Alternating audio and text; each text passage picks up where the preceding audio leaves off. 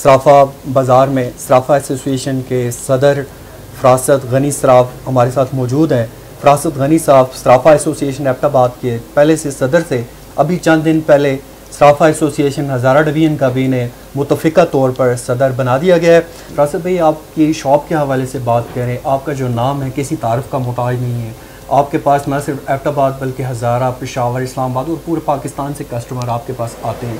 आपकी वजह मकबूलियत क्या है? क्यों लोग इतनी दूर से भी आपके पास फ़रासत ज्वेलर्स कोई सोने की ख़रीदारी, ज्वेलरी की ख़रीदारी के लिए इंतखाब इनका फ़रासत ज्वेलर्स से क्यों होता है? सबसे पहले तो ये अल्लाह का करम है जी, ठीक है जी। अल्लाह ताला की ज़ात का करम है कि उसने न सिर्फ मुझ पे बल्कि मेरे ख़ानदान पे अरसा दराज से हमारे एतबार की वजह से, हमारे काम की वजह से बहुत करम किया है। हमारा ये फैमिली बिज़नेस है जी, जो सिंस 1932 से है और हम लोग तीसरी जनरेशन है। मेरे फोर फादर, मेरे दादा एम बहादुर ख़ान ने ये बिज़नेस स्टार्ट किया था जी, फिर मेरे वालिद हाजी अब्दुल गनी सराफ, और अब हम जनरेशन है और मेरी फैमिली इसमें इन्वॉल्व है।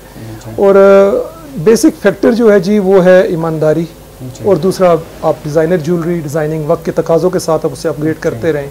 तो हम दोनों में कोशिश करते हैं जी कि एक तो सर फहरिस्त हमने ईमानदारी के साथ काम करना है और अपने बाओ-इजाद के नाम को इस तरह ही रोशन रखना है, और दूसरा जो है डिज़ाइनिंग के साथ जो वक्त के तकाज़ों के साथ डिज़ाइनर ज्वेलरी है जी वो हम लोग प्रोवाइड करते हैं और बड़े मुनासिब रेट्स पे प्रोवाइड करते हैं। तो ये सब मेरे जो क्लाइंट्स हैं, कस्टमर्स हैं, लाइक फैमिली हैं, और वो हम पे ट्रस्ट करते हैं। तो अल्लाह ताला ने हमें इसमें जी कामयाब किया हुआ है, ये अल्लाह की मेहरबानी है। फ़रासत भाई, ये बताएं, ज्वेलरी के डिज़ाइन चेंज होते रहते हैं, तो डिज़ाइन आप खुद इधर तैयार करते हैं या बाहर से मंगवाते हैं, ये क्या? देखिए जी, हमारे यहाँ एक आम लफ्ज़ इम्पोर्टेड स्टफ़ होता है कि यार ये बाहर की चीज़ें हैं, लेकिन मैं प्रेफर करता हूँ अपनी डिज़ाइनिंग को, क्योंकि हमारे यहाँ हमारी एक डिज़ाइनिंग टीम है जो चीज़ों को डिज़ाइन करती है और बेस्ट डिज़ाइनर्स हैं। बल्कि मैं तो इसलिए समझता हूँ कि ज्वेलरी सेक्टर को अगर प्रमोट किया जाए तो ये डिज़ाइनिंग हम लोग एक्सपोर्ट भी कर सकते हैं बड़े अच्छे पैमाने पर। तो इसलिए डिज़ाइनिंग हम लोग अपनी कमर्शियल डिज़ाइनिंग कम रखते हैं, हमारी पर्सनल डिज़ाइनिंग होती है जिसके लिए हमारी डिज़ाइनर्स की टीम है जी।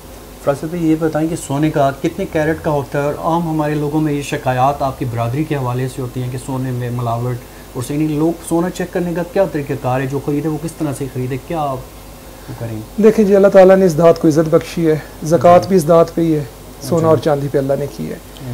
कैरेट के हवाले से जी, हाँ, अच्छी क्वालिटी जो होती है वो तो 24 कैरेट है, प्योर गोल्ड बार्स होती हैं, और जो ज्वेलरी बनती है अच्छी ज्वेलरी 22 और 21 कैरेट की होती है, और जो लोअर क्वालिटी ज्वेलरी होती है वो 18 कैरेट की होती है जी। तो अच्छे लोग जो अच्छा काम करना चाहेंगे वो 22 और 21 कैरेट में करेंगे जी, ठीक है।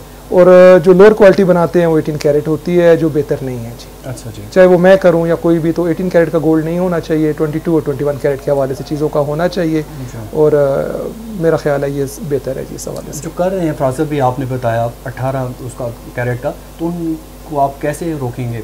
देखिए जी, पूरा गल्फ है, प्रोफेशन की एक बदनामी वो कर रहे हैं ना। नहीं, मैं इसको थोड़ी सी वजाहत दूं जी कि पूरी दुनिया में कैरेट जो है ना, यूरोप के अंदर 14 कैरेट चलता है जो लो कैरेट है, लेकिन वो लोग स्टोन पे फोकस करते हैं। गल्फ के अंदर जो है जी वो 21, 22 कैरेट की ज्वेलरी बनती है और 18 कैरेट भी बनता है, लेकिन उनकी हॉलमार्क होता है जिसकी वजह से वो बताते हैं कि ये कैरेट जो है उसके मुताबिक है। तो हमारे यहाँ क्वालिटी कंट्रोल इस तरह से नहीं है, यहाँ घोड़ा और गधा एक अस्तबल में बांधा जाता है।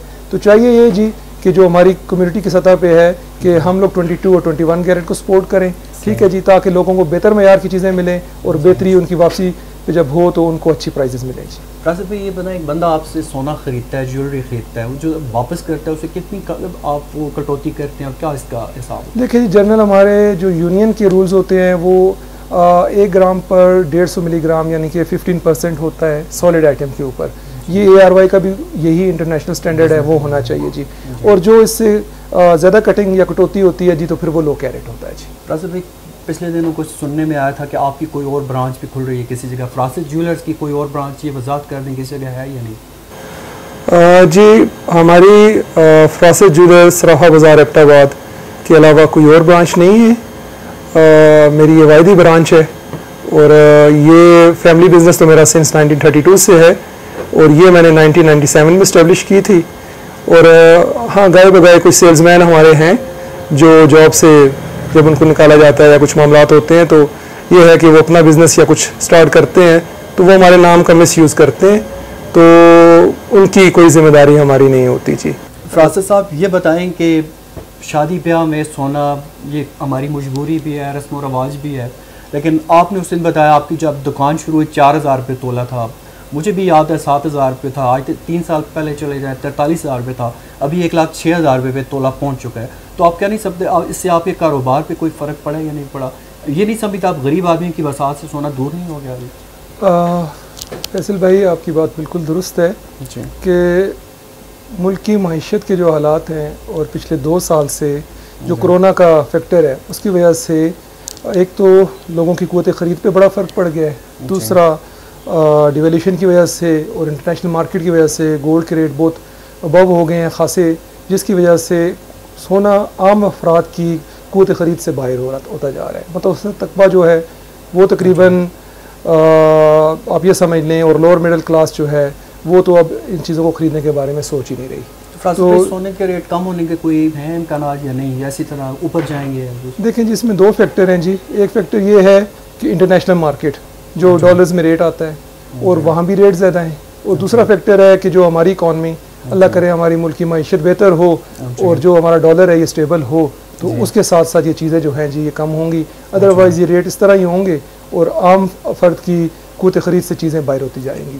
रासिफ भाई, आप सराफा एसोसिएशन पहले एबटाबाद के सदर थे, अभी चंद दिन पहले आप सराफा एसोसिएशन हज़ार डिवीज़न के भी सदर बने, तो आप बता सकते हैं कि सराफा बरादरी है आपके जो उसके क्या मसाइल हैं, और जो 2 सालों में कोरोना वायरस की वबा आ रही है उस दौरान कारोबार मेरा ख्याल है बंद ही रहा है, तो उससे आपकी भी बरादरी को मुतासर हुई है या नहीं हुई? देखिए जी, इस हवाले से मैं तमाम अपने सराफा भाइयों का जो जेम एंड ज्वेलरी के साथ रिलेटेड हैं उनका शुक्रिया अदा करना चाहूँगा कि डिस्ट्रिक्ट हरीपुर का, हवेलियाँ का, डिस्ट्रिक्ट मानसेरा का और ख़ास कर एबटाबाद का कि जिन्होंने मुझे इस काबिल समझा, अपनी खिदमत के काबिल समझा और मुझे ये ओहदा दिया।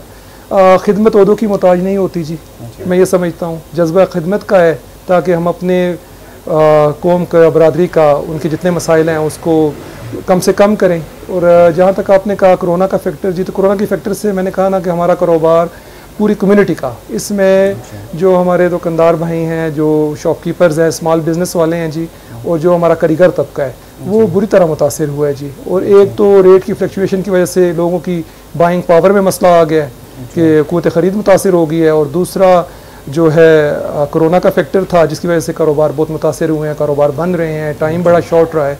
तो जी बहुत सी प्रॉब्लम है, लेकिन उम्मीद ये है कि वक्त के साथ साथ ये पूरी दुनिया का एक प्रॉब्लम था, तो आहिस्ता आहिस्ता जो चीज़ें बेहतर हो रही हैं, वैक्सीनेशन हो रही हैं, तो आहिस्ता आहिस्ता ज़िंदगी नॉर्मल की तरफ आ रही है।